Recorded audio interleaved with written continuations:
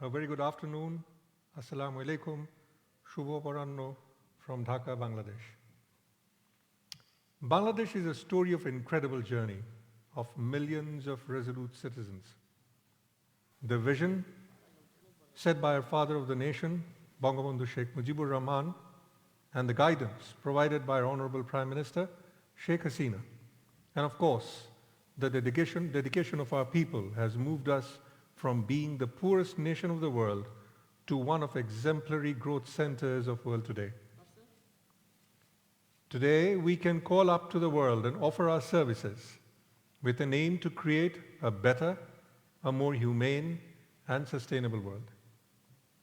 I'm sure our experience can be a guideline for the world to take lessons from. There is no doubt that we still have a long way to go. However, it is time that we do so by shaping greater partnership for not just our national growth, but for the betterment of the global citizens. With this context, we have amongst us leaders of the electrical and electronic sector who have made Bangladesh proud and are ready to offer the world greater value for creating a sustainable digital partnership. It is my honor to introduce our esteemed panel members with, of course, a round of applause from all. First, Mr. Wahid Sharif, President Bako. You can show yourself, yeah. Mr. Wahid Sharif is the founder and managing director of Digicon Technologies. Since its inception in 2010, he started Digicon Technologies Limited as one of the first BPO company in Bangladesh with a vision to provide unparalleled expertise and cost efficiency to existing business processes, with a mission to deliver solutions through right sets of people and technologies and to guarantee maximum value for business. His inspiring innovations, including liaising with officials of government departments and regulatory bodies, managing multidisciplinary teams, and resolving any conflicting priorities, has been a unique trait.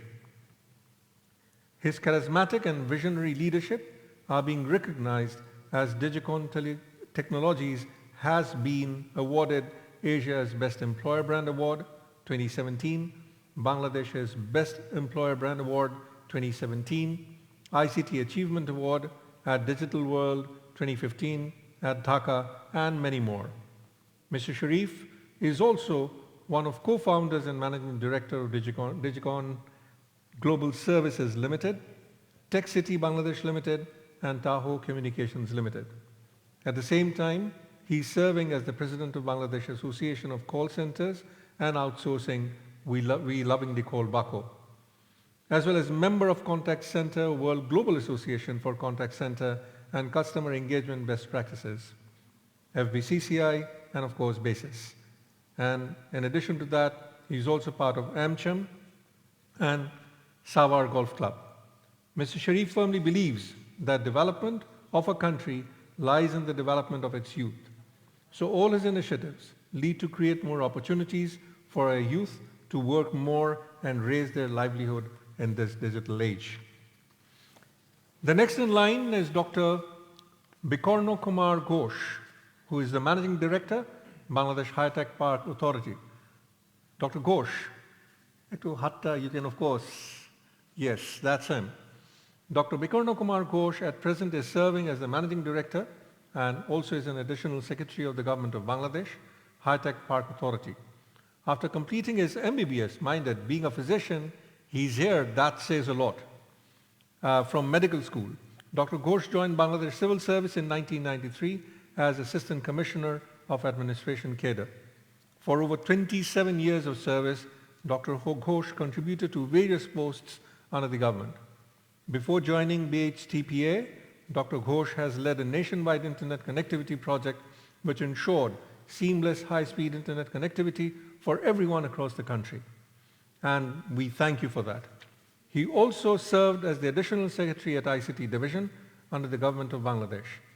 Dr. Ghosh received an MPH from the University of New South Wales in Australia, MBA from Northern University, e-government leadership from the National University of Singapore, postgraduate diploma in ICT from Sweden, and advanced training in project management from Stanford University, USA. The next delegate here, our part of our panel, is Mr. Liaquat Ali, sitting next to me. He is the Deputy Managing Director of Walton Digitech Industries Limited. Walton, as we all know, is one of the most prestigious, trustworthy, and well-known giant technologies brand.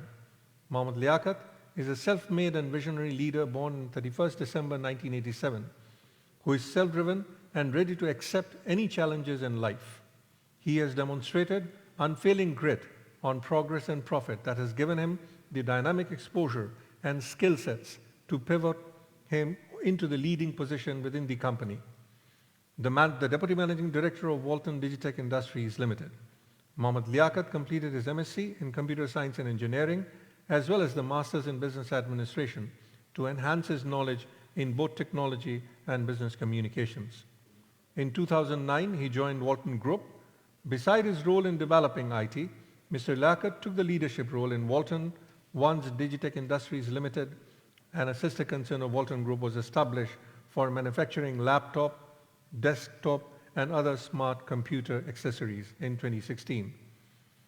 Mohammad Liaquat is a strong ideologist, believing in people and their capability to drive change beyond proportion, which had led him to become the CEO of Computer and IT Products, and finally took the position of Deputy Managing Director. Mohammad Liaquat is an easygoing person with a positive attitude towards life. He's very humble, soft-spoken, and a person with the right mix of modern and traditional culture, who dreams to live in a technology-driven modern world. He loves to take challenge and thus established himself as a resilient personality within a very short time in the history of Walton. He believes that the world needs more and more IT, IoT, and digital technology-based devices, with the tagline, "Made in Bangladesh," a real nationalist. The next is online, Ms. Sayeda Vedat Qadir. She was supposed to be here. Unfortunately, she met with a slight accident and decided to join us online.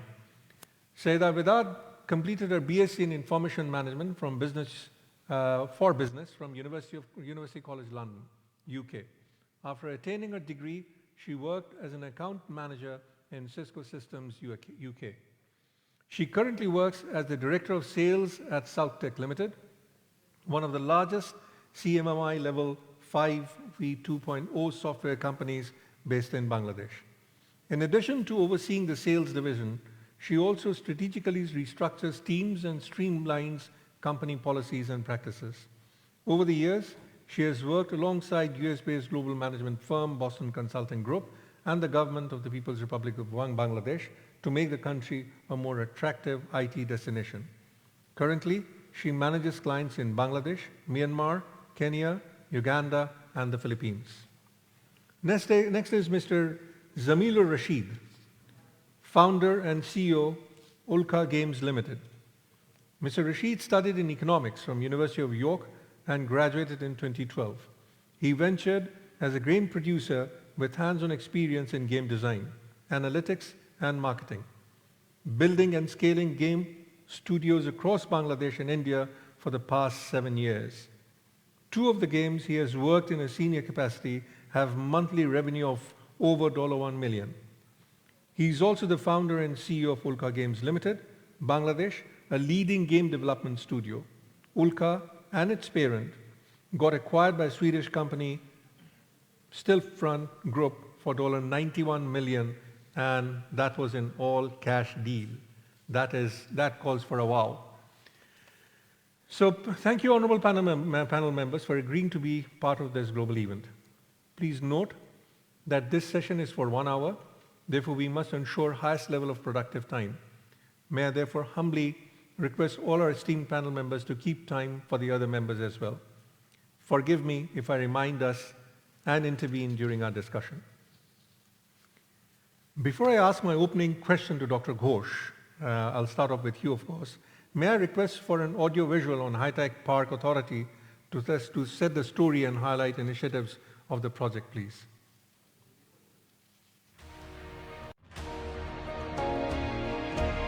The unbounded joy of freedom with my fellow countrymen. who have owned their freedom in an epic liberation struggle. The ultimate achievement of this struggle is the creation of an independent, sovereign People's Republic of Bangladesh. I love my people. I dedicated my life for the people. I want to establish Bangladesh as a poverty-free, hunger-free, developed country and Bengali people as a developed nation. Bangladesh is likely to become 25th largest economy globally. The people of Bangladesh will be primarily working in the knowledge industry, in the high-tech sector, providing knowledge-based services around the world, and not just being a part of the fourth industrial revolution, but leading the charge for the fourth industrial revolution. Find your own innovations, find new technologies. Don't imitate, innovate.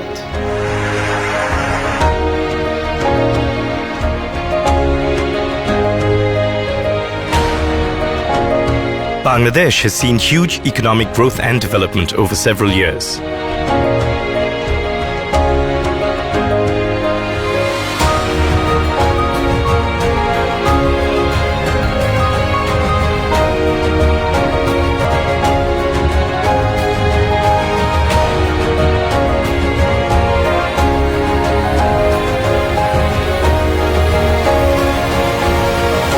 Envisioned by Honorable Prime Minister Sheikh Hasina in 2008, Digital Bangladesh was an ambitious and bold plan to establish world-class communication and information technology within the country.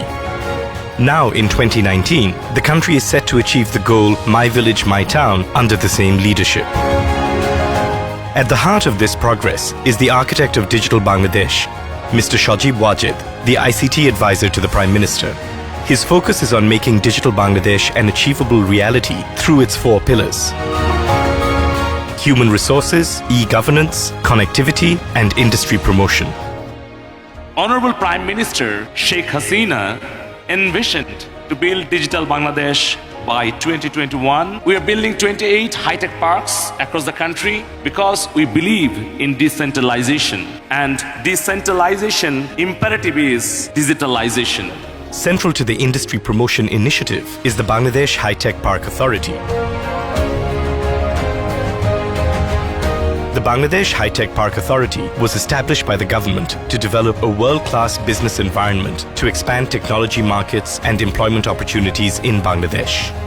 We are building high-tech parks, which are special economic zones dedicated to the IT sector and specially targeted for foreign investors to come and invest, and for outsourcing-based companies.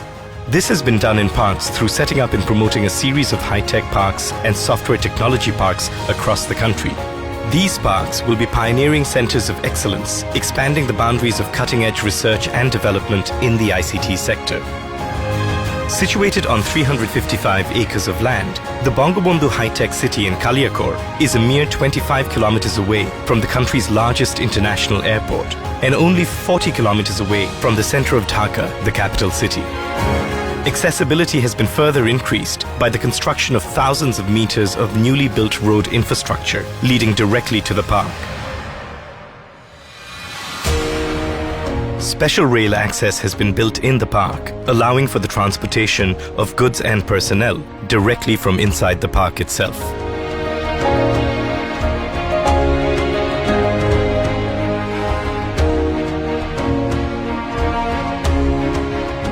The park also houses the planet's 5th largest Tier 4 data center.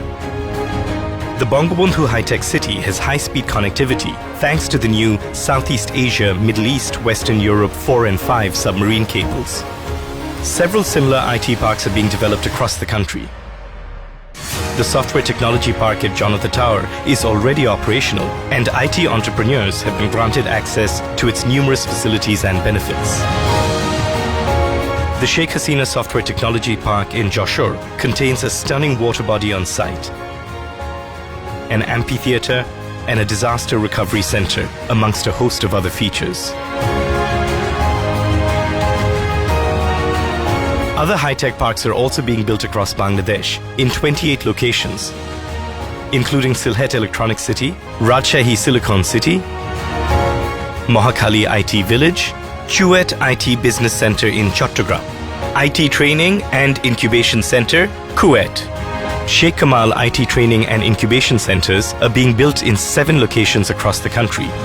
These high-tech parks are offering many benefits to investors, such as 12 years tax exemption for developers, 10 years tax exemption for IT companies, duty-free import of capital assets and raw materials, bonded warehouse station facilities, duty-free import of vehicles, 100% ownership for foreign investors, 100% profit and capital repatriation for foreign investors, tax benefits and much more. The Bangladesh High-Tech Park Authority also has introduced 148 services for the investors through one-stop service, out of which 7 services are being given online. High-Tech Park has confirmed ISO certification in 2019 because of their success and achievement. To find out how you can use the Digital Bangladesh High-Tech Parks to your benefit, contact the Bangladesh High-Tech Park Authority.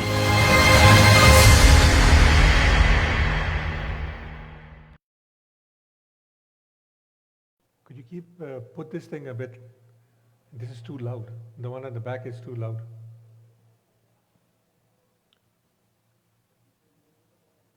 Thank you so much. Let me continue with Dr. Ghosh here. Dr. Ghosh, of course, we just saw what High-Tech Park is doing, but at the same time, you do understand that our primary objective is to become global. So if keeping that particular thing in mind, how Bangladesh High-Tech Park Authority is actually helping companies going global?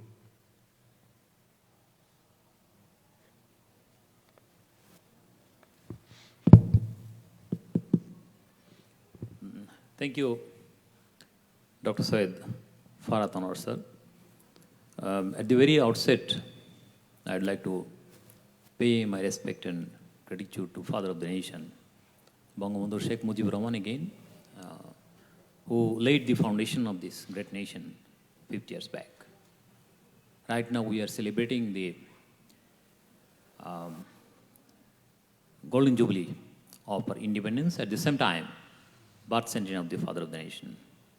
All our achievement, what we already have, we are having and we will be having, that all based on the foundation laid by the Father of the Nation.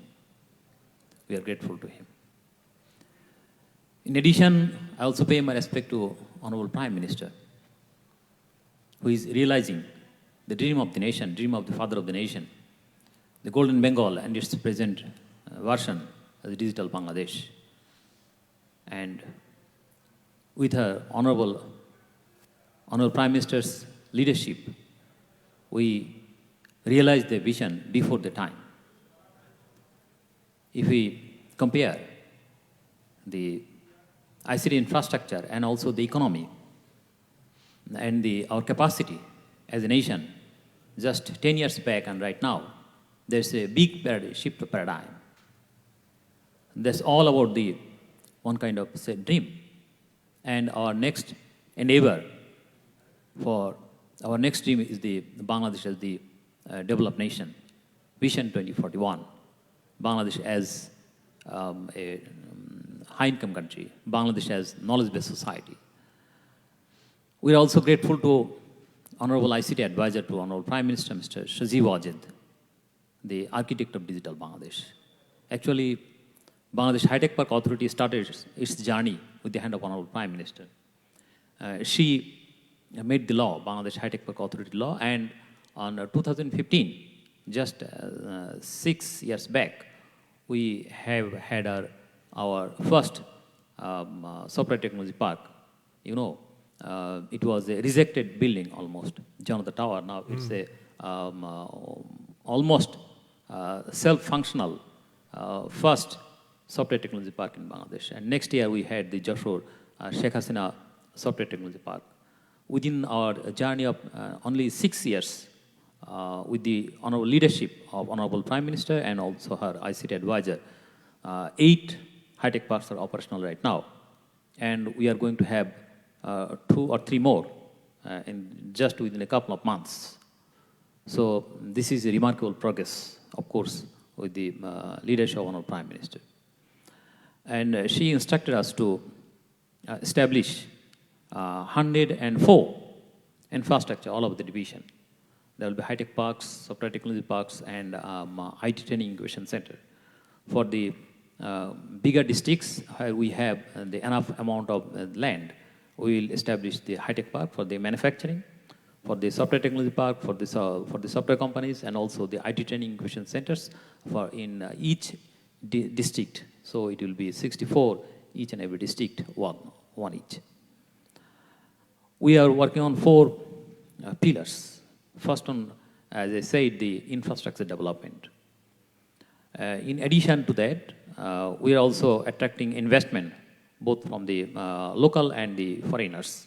You'll be happy to know that by this time, almost 164 companies are operating in our 8 high-tech or software technology parks. Out of this, some of the big players already appeared from the global arena. One is the, say, Samsung. They're going to establish one research and development center in our Bangabandhu Sheikh Mujib High-Tech City in Kaliakoy. We are also encouraging the private sector to come up. As Mr. Liakot Ali, Honorable Deputy Managing Director Walton is here, we also declared their own establishment as the private high-tech park. The same thing was doing for others. Samsung, in joint venture with Fair Group, they are manufacturing one kind of electronics and also mobile handset here. In addition to those, Nokia has come up with joint venture with the Vibrant Group. They started making the Nokia phone just last month. Hyundai has come up.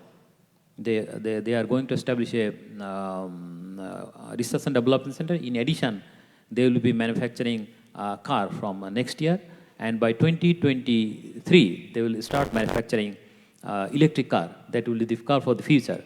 Might be within 10 years, the traditional cars will not be on the road. So that will be economic as well as more friendly, user-friendly. And also in our, say, Sony, one of the very Japan big business company, they have come up with our ranks, and they already started their infrastructure development in Sylhet. So these are some of the examples. In addition, Oryx, one of the very big biotech company in China, they are establishing their factory in Kaliakoy. They are going to produce some of the biological products like serum, albumin, globulin, and that will save many of our foreign currencies, and our capacity will be developed. So this is two-way. Foreign big companies, big players are coming. So they are working as joint venture. So that will increase our capacity for the local companies. And our local companies will have the opportunity to see which way they will be operating and how they are working. They will provide, say, money and also the technical support. And we have our all-expert manpower. And we have our very big market also. It's a very big market, Bangladesh, 170 million people. Now we have a demand right now, nearly 40 million handset every year. We can only make, say, around 10 million. Last year, even less than 10. So still 30 million is the gap.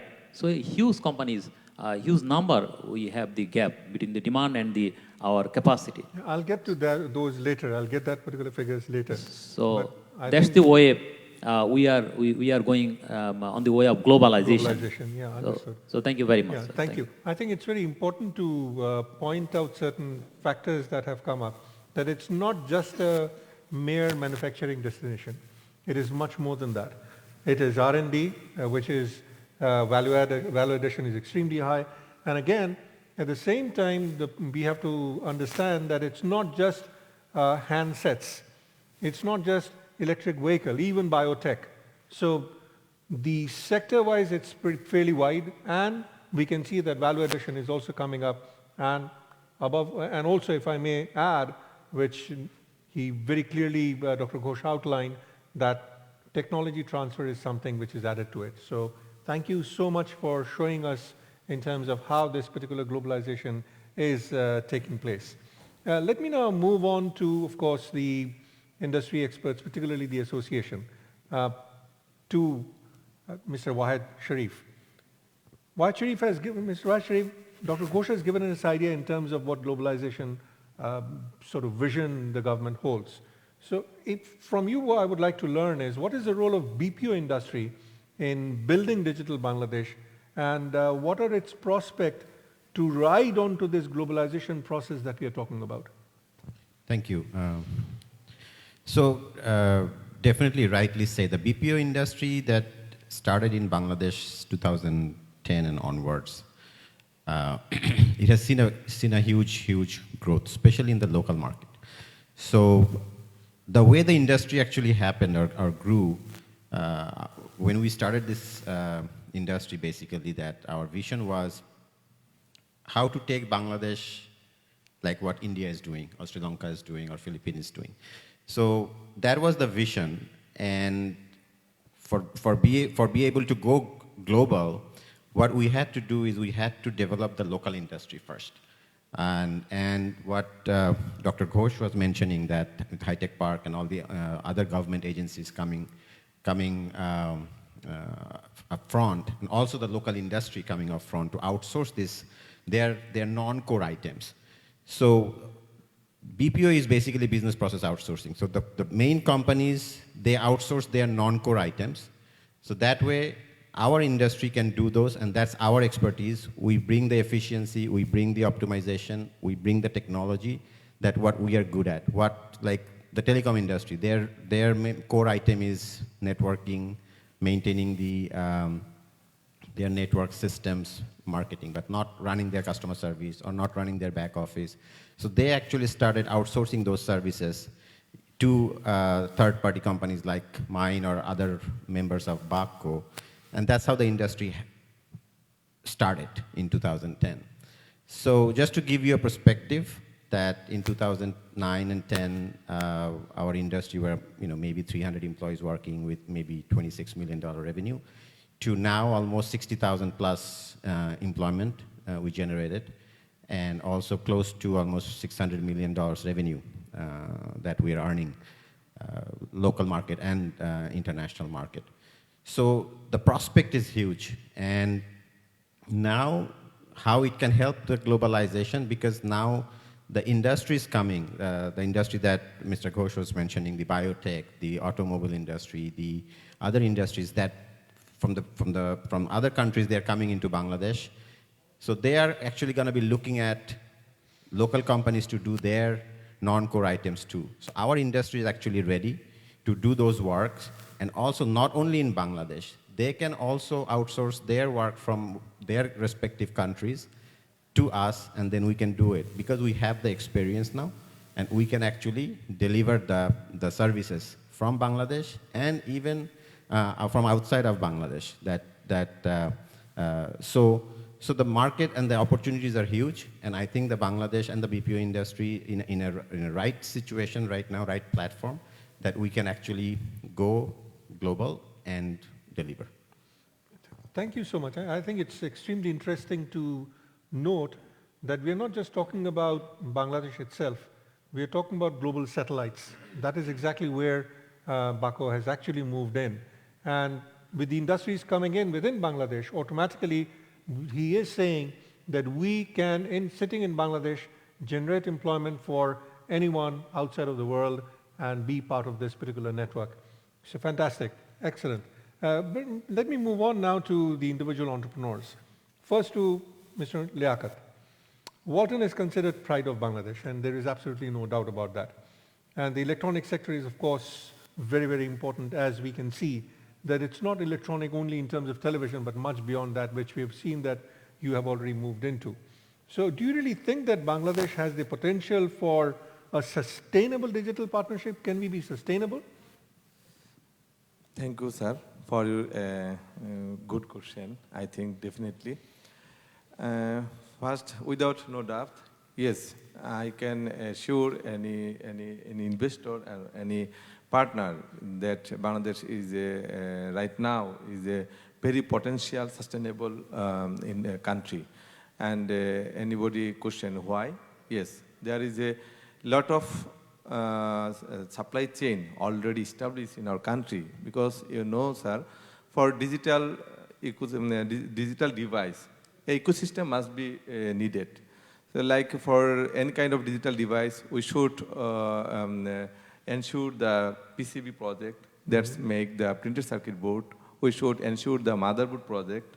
That's we say that SMT project, the surface mounted technology project. And there is a good news that we already produce with made in Bangladesh tech, like PCB, motherboard, and you will be glad to know, right now Bangladesh is producing random access memory and SSD, solid state device, like this kind of sophisticated digital device. So it's already an ecosystem built in our country. So definitely we can say that Bangladesh right now is a potential country who can ensure the sustainable partner to supply the digital device, or any investor who want to invest, like without ecosystem, sir, no digital device can agree to invest. So right now we assure that we have ecosystem already built, and any digital device manufacturer or any partner who can they no need to invest like for production plant. They only want to the OEM. We can ready to give them the OEM, and you will be glad to know that we already OEM a lot of multinational brand. So with ensuring their quality and criteria. So it's a fantastic time for Bangladesh and for any global investor to take up this opportunity. Thank you so much, sir. Thank you so much. I mean, it's quite clear that the policy and industry are in harmony, and that is exactly what you look for. Any country, if the policy is in one track and the private sector thoughts are in another, the collaboration cannot take place. So it is very good to see that we are in line. Thank you for your thoughts. Let me move on to Mr. Rashid. Mr. Rashid, the mobile games market alone is expected to hit something around 90 billion this year, $90 billion that is. But at the same time, it is also blamed at times for taking away valuable hours from young minds. I mean, we always hear that particular complaint. My question to you is, because this is something people at times don't understand, the social dimension of it. So my question to you is, what are mobile games important? Why are they important? And how is it shaping social and economic sphere of lives? Definitely. Thank you for the very interesting question. So I will just start from a little bit of background. So to understand where mobile game and the industry is heading, we have to look back. If you look in 2008-9, right, the mobile gaming industry just started. Yeah. And in 2021, we're expecting it to cross 91 billion. By 2022-23, despite of the pandemic, it is going to hit $100 billion as an industry. So an industry which started in 2009 is going to cross 100 billion. So in 2030, right, we can predict, we can do lots of presentation charts, but no one knows where the industry will go in 2030. It is a growing industry, and I think these two things are separate. One is game development as industry, how we can play a role. The other one is what is the role, right? It is taking time away from young people. Like, I will not debate this, but the thing is, if people are playing game, it's better that they play, at least like us, the local developers, will be able to capture a small part of the market, right? Because I don't think in this generation we can stop the growth of mobile games. But how can we capture a bigger portion? How can we take a bigger portion of the global market also? Because if you look at the market, right, it's 91 billion, and us, Bangladesh, we are 3% of global population, right? And it's just going to increase. So in that 91 billion, at least $2.5 to $3 billion was supposed to be the local market. But how much are we capturing? In current day Bangladesh, there is no proper study, but the current market size would be $200 to $300 million right now. And it is going to increase by a lot because we are catching up, right? Everyone is talking about the growth of, in our circle, right? Everyone is talking about how India is growing. Like in 2015, the game industry was basically nothing in India. Right now, it's like there are a few billion-dollar companies. Same is happening in Indonesia. So the next big pocket that everyone is missing is Bangladesh. Vietnam is coming up. Pakistan is coming up. So how can we capture this? This is a very interesting question. And for like taking time away from youth and all, that I will leave to people who are more qualified to answer that question. Yeah, but I think one particular answer is that social games are coming in and they are educative as well. Those are certain things which Bangladesh can actually lead to. Definitely. I mean, that is of course there. So that is the reason I thought that people must understand, particularly parents as well. This is one sector which is not just good for earning money, but also for social education and all. So at least thank you for coming into this particular area. This area was actually totally empty. No one was here, particularly from Bangladesh. And thank you very much for entering into this area. And let me continue with this particular enlightenment that we are having right now. And my next question is for Vedad, you.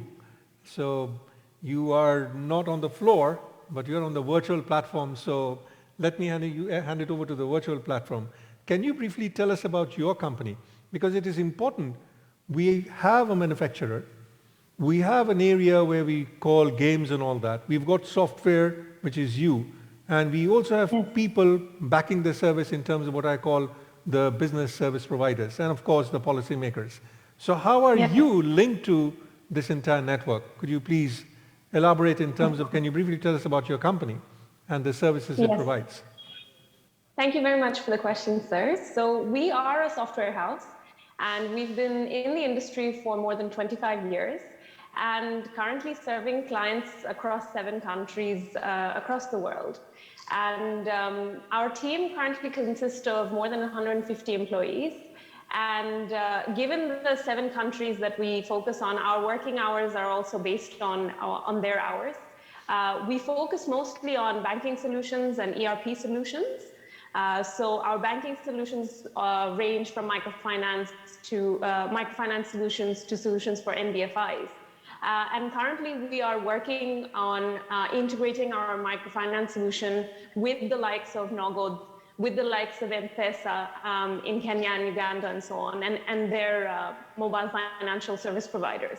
So we want to create a channel of solutions that would enable our clients to reach out to their end users using mobile technology and so on. So we also cater to clients using our own data center, so we allow them to host their solutions in our data center. We also provide HR solutions in Bangladesh across our clients of various different sizes. So this is what we do. So I am aware of the time, so I will keep it relatively short, but we are a software house and definitely are connecting a large number of individuals across Bangladesh and across the global value chain, especially through our microfinance clients. I think this is very important. I mean, it's important to note right now, and this is for the world to know, that you can see that we have the entire value chain here. And Bangladesh is capable of servicing anywhere, anytime in the world. Automatically that comes up with another very, very valid question, and I'll move on to Dr. Ghosh once again. Dr. Ghosh, the automatic question comes up is, are we getting our human dividend worthwhile? Are we giving them proper training? And what is the policy in terms of training these minds for the future? Also, thank you very much. You already mentioned, it's a land of infinite potential. The nation who sacrificed 3 million of its baby's son. They are only sky is the limit. And I do believe, and definitely will agree, our greatest asset, the human resources. We have got a great dividend. 75% of our total population below the age of 35. So this is the greatest strength of the nation. I do firmly believe that. And also Honorable Prime Minister, she instructed, yes. Recording in progress. In her vision, she instructed us to build the nation as a digital nation. ICT in its all aspect of life, including its economy in a daily aspect, and also to equip our young generation with the ICT. Because it's a age of globalization. Those who are advanced in terms of technology and also in terms of finance, right now they are a bit behind of us in terms of human resources. But we are much ahead of those. So now is the days has come up to mix up the Western and the Eastern assets. We have the human resources, they have the, resources in terms of money and also the technology. What we are doing is that ICT division alone has provided nearly 400,000 young stars with the ICT training. And out of those, nearly 166,000, particularly for the women. And 32,000, all of our trainings are focused to fourth industrial revolution related technology, the cutting edge technology or disruptive technology, what we are going to have. Right now, the whole world is changed. This is all about the training. In addition to those, nearly 21,000 employment and workforce generated in these 8 high-tech parks we already established.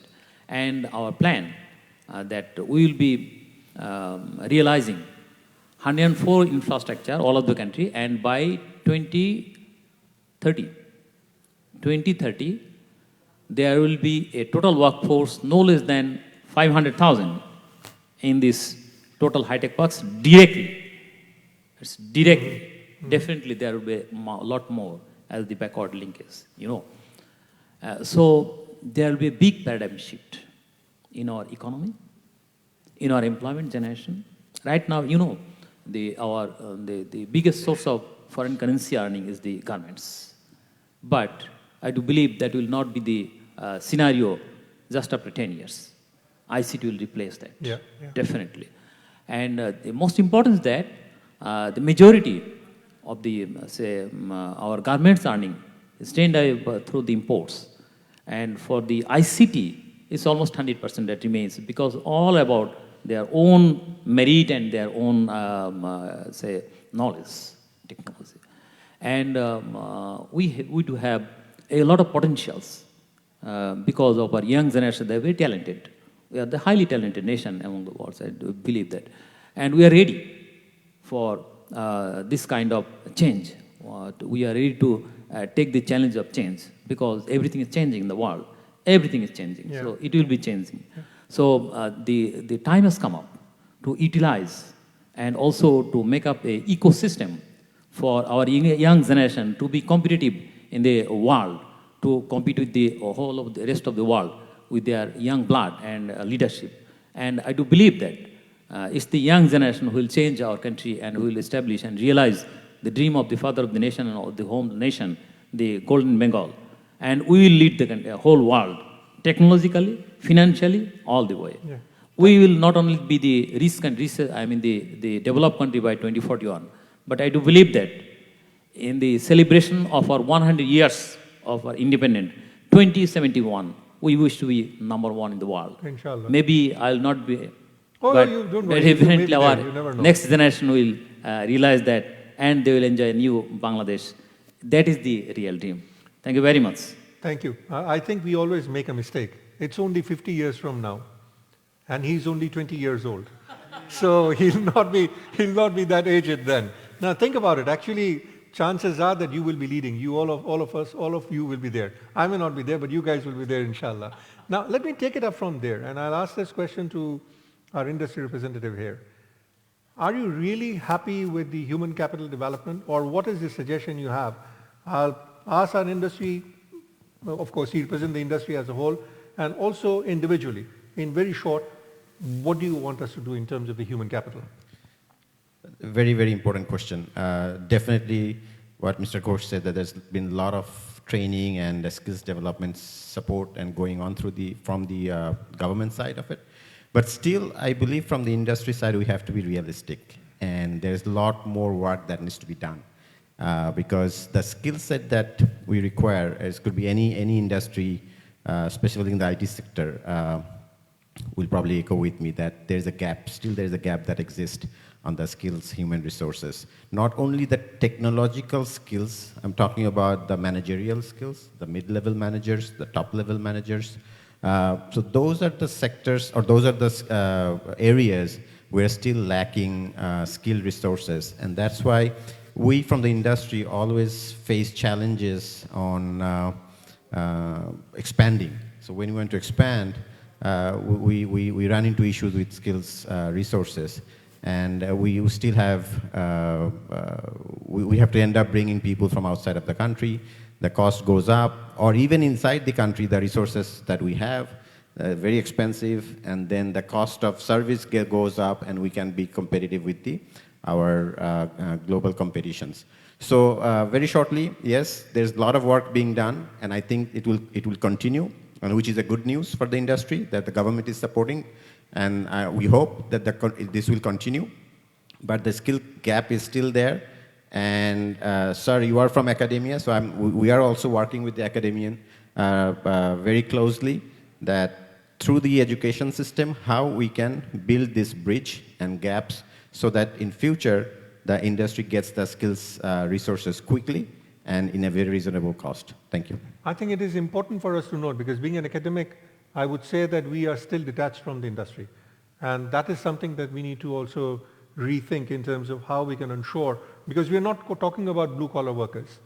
We are talking about white-collar workers. And when you talk in terms of white-collar workers, merely coming up and saying that the training is imparted is not good enough. I would rather take a short sort of a feedback from Rashid. Rashid, could you also highlight on what should be done? Then the same question for Vedad and of course Liaquat.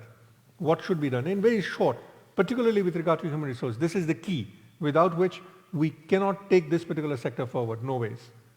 So for human resource, government, the ICT division is already doing a lot of work, like in they're training a lot of animators, Unity 3D developers. So this is one. I think they're doing a good job. The second would be to, through different kind of funding, right? Fund innovative ideas. Like, for VCs, they will only invest in an idea when they see return. But there is a value of death. When you have an idea, the first 2 or 3 attempts, it might not work, but then it works, right? So for those attempts, it's very important for our ministry to support, and the same goes for us, right? When we started back in 2014 with the vision that we will make games for Bangladesh, no one took us seriously, no VCs. But we wrote a proposal to ICT ministry, and they, actually Bikonosa wrote the first check of just $500,000, right? 5 lakh.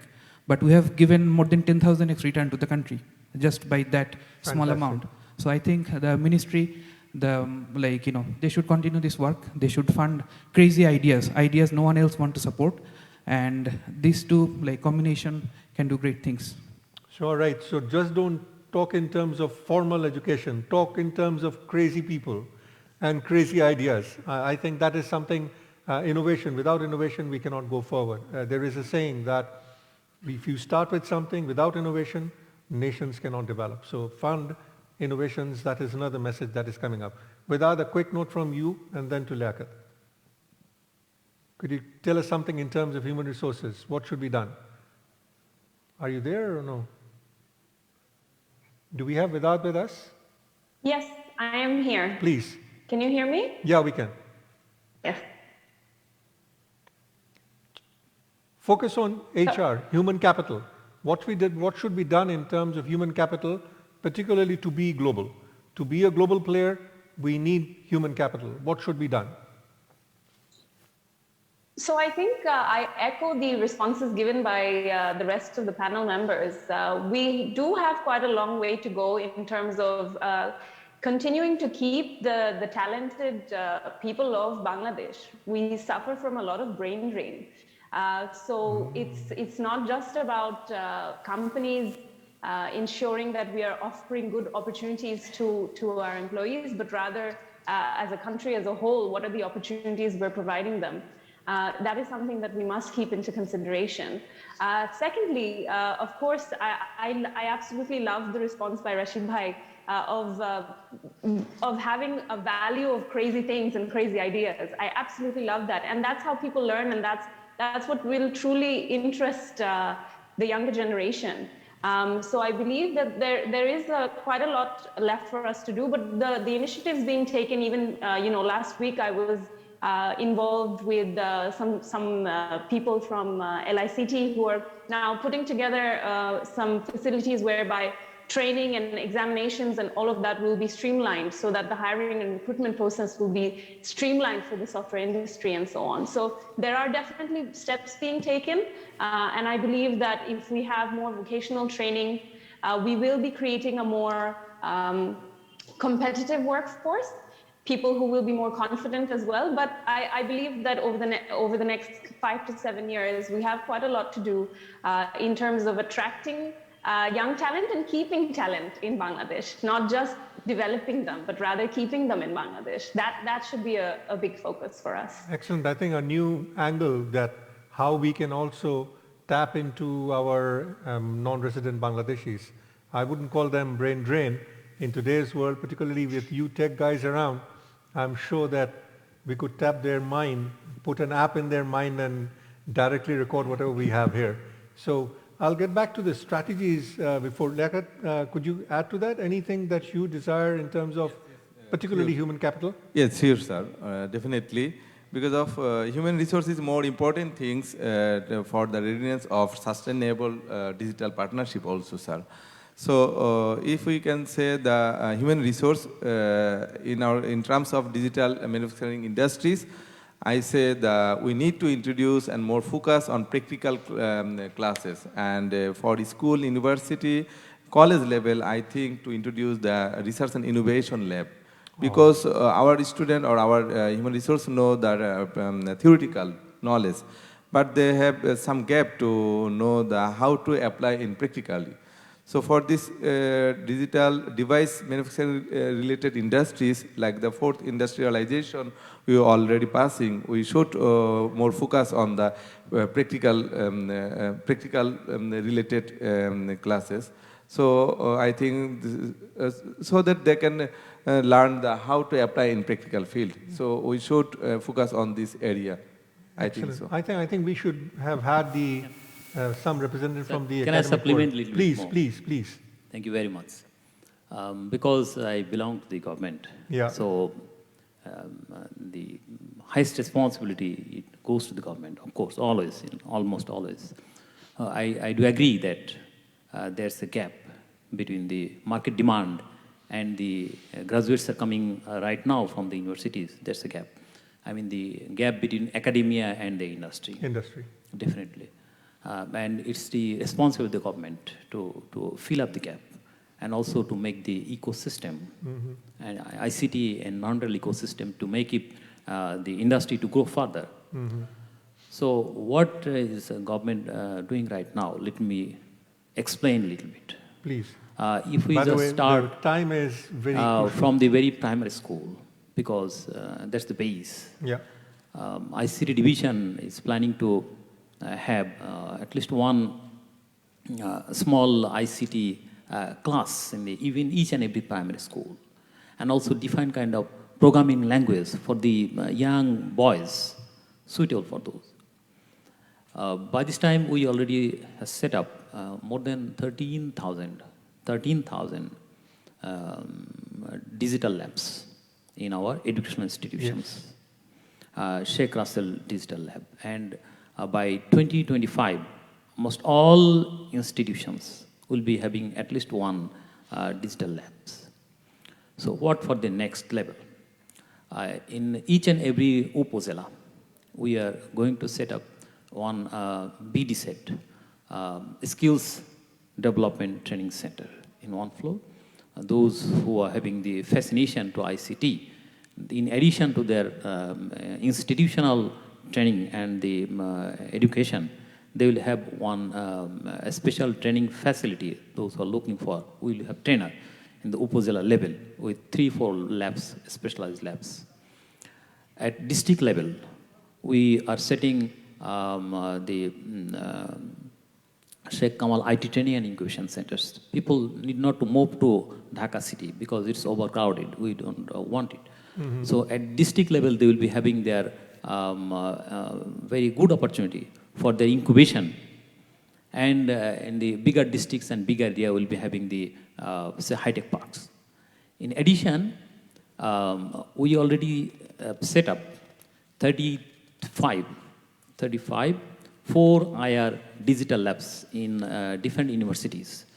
Because, as you said, our education is not right now exactly as per demand of the market as he's over there. So to meet up the gap, because what you provide, that our youngsters are having enough knowledge, yes, definitely, but in terms of skill, there's a shortage. To make up the gap, we already established 35, and maybe next 2-3 years, another 20-30 is going to be. We have that project ready. And also 10 innovation hubs in our different universities. And we requested almost all universities, those who will provide us the space for lab setup, innovation lab setup, we will set up a lab to all the universities, whatever. Excellent. So I think these are some of the steps. Definitely, I do agree. We have come across a long way, but a lot to do more. Yeah. Because the days are changing very fast. We need to be cope up with the modern changes, and also particularly focusing the future technologies. And because right now we are going through 4th industrial revolution, and the 5th is very nearest. Yes. Brain-to-brain linking already established. Maybe after 10 years, we will not be speaking like this, or somehow like be communicating in a different way. You can understand what I'm thinking. I might understand what you're thinking if you give him permission. What he's thinking might be, I'll be getting all his thinking right out with some digital devices, something like that. We should be prepared for those technology even right now. There is no alternative. If we want to take the leadership of the whole world by say 20-30 years, we should do it. And we are thinking, so definitely you will be our teacher, you are the academia, you will teach us which way should you go, we will follow. You are the lighthouse of our society, lighthouse of the government. So please guide us which way we want to go. Thank you very much, sir. Thank you so much. I mean, it's good to see that a public servant, what the public servant thinks in terms of the future. And you see, that is exactly encouraging for Bangladesh, that the government is thinking far ahead of maybe, particularly academia, I can talk about myself. The learning takes place in the industry, and this is something all of us must understand. The task of the academia is to orchestrate that, systematize that. That is our task. We are not doing that properly, but I would still be worried that we have to ensure that we have teachers in these centers to be able to impart knowledge. Do we have that? These are the questions of the future that we will have to answer. Before I end, and time is extremely short, we've already heard what the government is thinking in terms of the future. Future is huge. Even they're thinking in terms of brain-to-brain communication, neural networking. I mean, that is going something which people are not yet thinking. But again, by the way, the 5th industrial revolution is based on the fact how technology can serve humanity. So that is where we are moving. So this is something which we know that is happening. So I will start with Liaquat. Liaquat, what is your strategy for the future? We are only talking about future now. So I'll end by talking to each one of you in terms of the future. So I'm starting with you. What is your company thinking in terms of the future? Yes. Definitely. Hello. Definitely, we have the future strategy. Yes. Today program is Bangladesh going global. We already take this decision around 3 years before. So our strategy is how we can be a number 1, or within a number 10, we will be a global company in the world. This is the next target within 2013. We are trying to be a worldwide global leading company. So that is our target, because of we are, I think, we already footprint around 45 countries with our export product with Made in Bangladesh logo.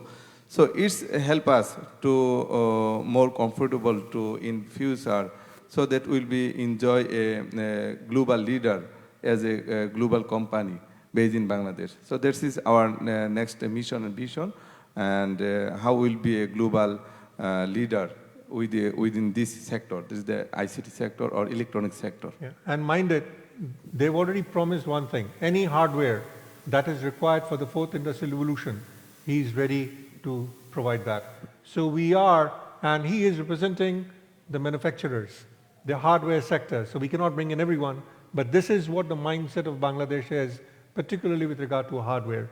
Can I move on to Rashid? Rashid, how can we take greater market share, global market share, of course? I think by decentralization. So what I mean is right now in Bangladesh, there are only 2 or 3 big game companies, right?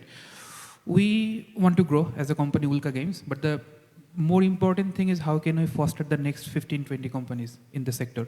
So just like PayPal Mafia, or now they're talking about Gojek Mafia, right? In Indonesia, most of the companies are coming from the same sector. In Bangladesh, Pathao has done the same. Like, most of the transportation sector innovation, they're coming from ex-Pathao employees. So we want to be the next big thing for Bangladesh, that at least Ulka will do well, and at least the next 10 to 15 game companies, they will have some affiliation with Ulka Games. So that's how we'll take more market share. Excellent. I mean, this is so important, creation of clusters. And this is another strategy that we have to actually look into, that how we can create clusters, and then it'll be much easier to brand. So branding becomes much easier when you have one particular cluster. Excellent idea that is coming up.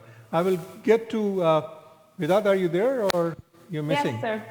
All right, we can't see you, unfortunately. Could we please show Vidad? Vidad, I'm asking you a different sort of a note, because this is something which I personally believe in. And as I said, that the Industry 5.0 is talking about the human element part of it. And I would like to add a humane note to that. I'm sure all of us will agree that Bangladesh, being the leaders in the peacekeeping of the world, have something unique about them in their DNA. So we have an exclusive DNA, which I strongly believe in. And thus it will be interesting to share the strategic role the sector has been playing during this devastating pandemic. So what have you been doing which makes us so unique as a human being as well? We're not just money, money, money, but there's a human end to it. Could you please speak on that particular angle? Of course. So thank you. So as I mentioned before, we serve various different sizes and various different types of microfinance institutions across Asia who end up serving more than several million end borrowers. So when the global pandemic hit, it was very difficult for regulatory authorities to figure out what to do, because everyone was very unsure about how and when this would end. So the global regulators, the Bangladeshi regulators, and also regulators for our other clients, they basically told the microfinances that they would not be allowed to take any loan repayments and so on. So at the end of the day, it became very difficult for these microfinances to figure out what to do. So using software, it becomes very easy to, auto-schedule loans, an entire loan portfolio. So several hundreds of millions worth of dollars worth of loan portfolios are automatically rescheduled. There's custom rescheduling. So there are 2 very important things that are happening by doing all of these things. Number one, the microfinance organizations, their assets are saved at the end of the day. And secondly, most importantly, actually, the end users who are the borrowers, their interests are also very much protected. And it's something that we must always keep into consideration, that software and technology and all of these things should be used for the betterment of society. As a company-wide and industry-wide, with all of our industry colleagues, we started to work from home as soon as the lockdowns and pandemic hit, and all of our clients were still served. There was not a single client who was left in the dark, and everyone, we had an extremely very helpful colleagues and industry colleagues who all started working from home. It was a huge difference, huge shift, having children and all of that, managing all of those things. But everyone was very open-minded and very accepting of these new circumstances. And I believe that things were a lot worse when we first thought it would be a lot worse. But alhamdulillah, it's really not been that bad. We imagined the worst, but we've, I think, come out standing, to say the least. So we've done well. We've definitely done well. Yeah, thank you so much. I mean, this is exactly what I would like to tell the world, that when and my friends all over the world have been asking me, What did you guys do when the entire South Asia was going downhill, but you maintained? What did you do? And I told them one thing that I personally believe, our DNA is unique. And this is not by chance. It is not by chance that we are number one peacekeeping. It is not by chance that we have the largest NGO of the world housed here. It is not by chance. It is because of the nature that we have. So we should work more on that. With that note, let me go to the BACO president. He is the leader of the private sector. Sir, what should we do to make our presence felt more in the global value chain? Branding. I think country branding is one of the things that I think we need to be focusing on, because when we go international market, try to meet clients and customers, one thing that you notice that Bangladesh and IT sector is, they cannot connect as of yet. So I think we need to heavily work on that Bangladesh and ICT and IT sector, manufacturing, service, software, it needs to be connected together, because they still think India, Sri Lanka, Philippines, as per the BPO or IT/ITS industry. But Bangladesh has come up to that level, and they can compete and they can deliver services, have skilled human resources, have the policy supports. Everything is in place. But when we go outside of country, I think that message is missing. I think we need to be heavily work on that. And the other thing that I think we should be focusing on is targeting a specific industry or specific market. We need one or two, I would say, a brand name companies to come into Bangladesh. And we need to pretty much go and handpick and bring them whatever way we can. That way the floodgate will open. Because if one of the brand company comes, the due diligence process that we have to go through, and as long as they are here, then the rest of the companies, it will be easy for them to make their decision. Because the sector that we work on, it is a very sensitive sector, like the service sector or software sector. So these are the items or the product or softwares or services for that company, our client company, is very vital. So the trust factor is very important, that those companies need to have full-fledged trust on the company in Bangladesh, also the policymakers, that make sure that we can provide those services to them so that their business doesn't get affected or hampered. So initially, one or two big companies, we should be able to provide that support all out so that the rest of the companies can feel comfortable to come to Bangladesh. But country branding, I think it should be number one focus. Excellent. I mean, this is something that I'll take away from us, that nation branding needs to be something that we have to work on. We have people, we have the skill sets, we have the mindsets. Of course, we need to enhance our skill sets. We have to be more humane and show the world that these are unique things. We don't have to be follower. At the beginning, if you remember, that our tech advisor had very clearly said, do not be followers. If we are followers, we'll only be me too.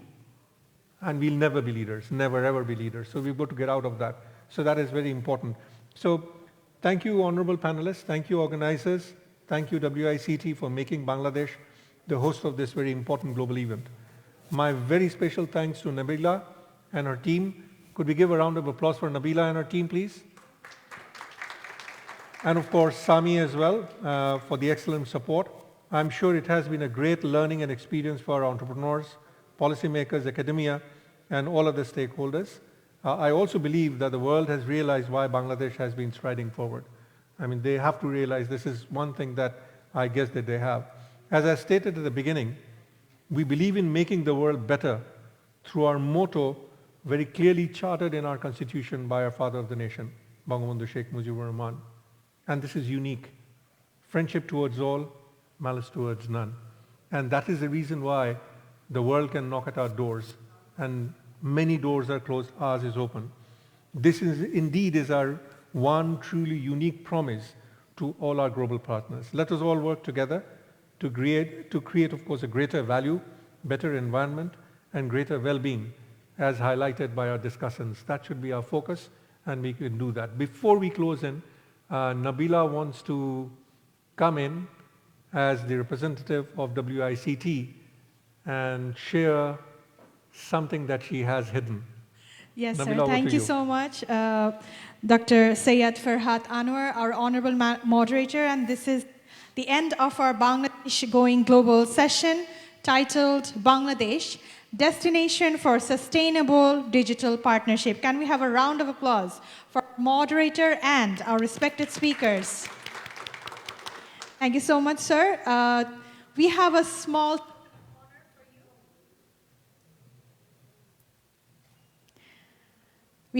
token of honor, sir. We are presenting our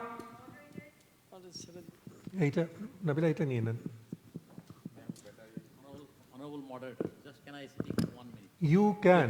We are always live and we are always like that. Thank you. Thanks for giving me the last opportunity because we are about to close.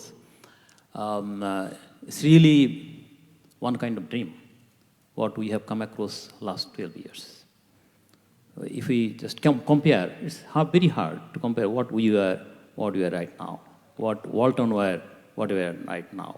Might be I do believe that Walton is going to be global, and I dream once upon a time Walton replace Apple.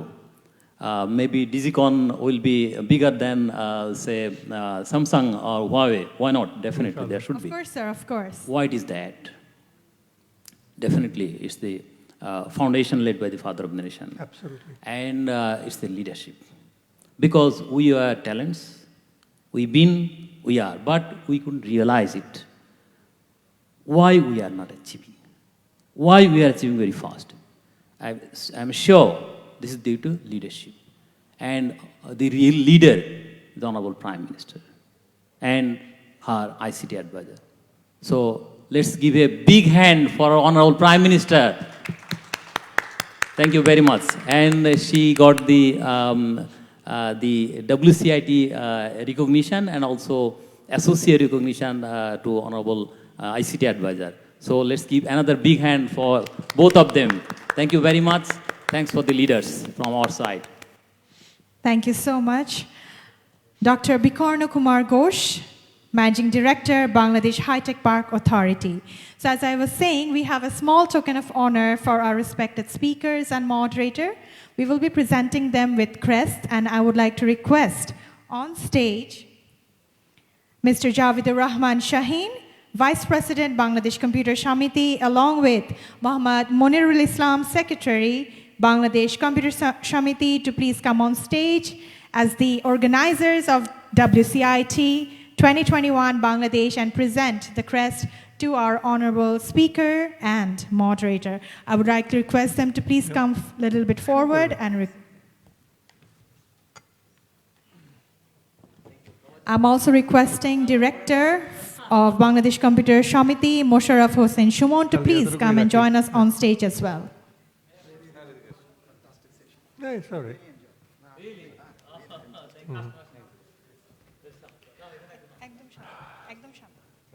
না আমি এখানে আমি বললাম always এই জায়গায় এই যে এখন খুলে দিই এটা একটু খুলে নিই এটা খুলে দিবেন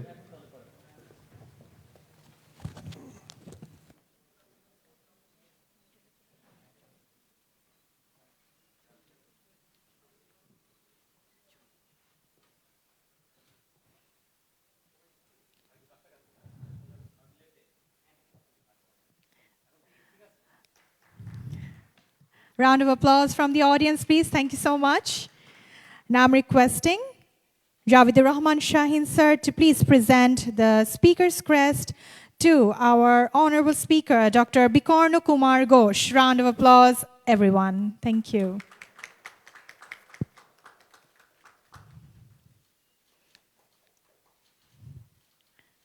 I'm requesting Vice President, Bangladesh Computer Shamiti, to present another crest to our speaker, Engineer Liaquat Ali, Deputy Managing Director, Walton Digitech Industries Limited.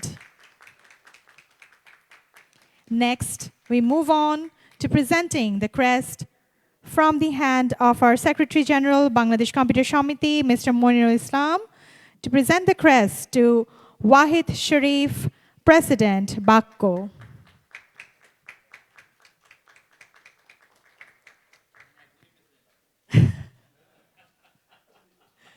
Next, I would like to request Monirul sir to please present the crest to Jamilur Rashid, founder and CEO, Ulka Games Limited. Ulka, no.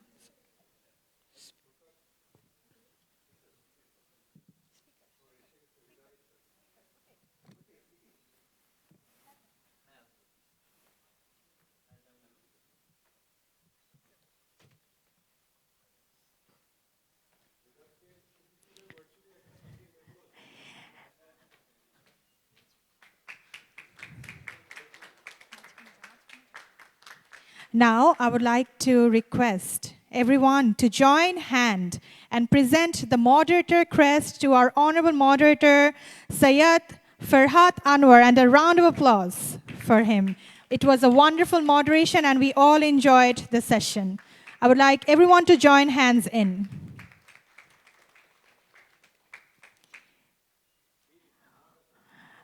Sayyida Vedat, we do apologize that we couldn't have you on stage with us, but we will definitely mail you your crest. Thank you so much. Thank you so much. Thank you so much.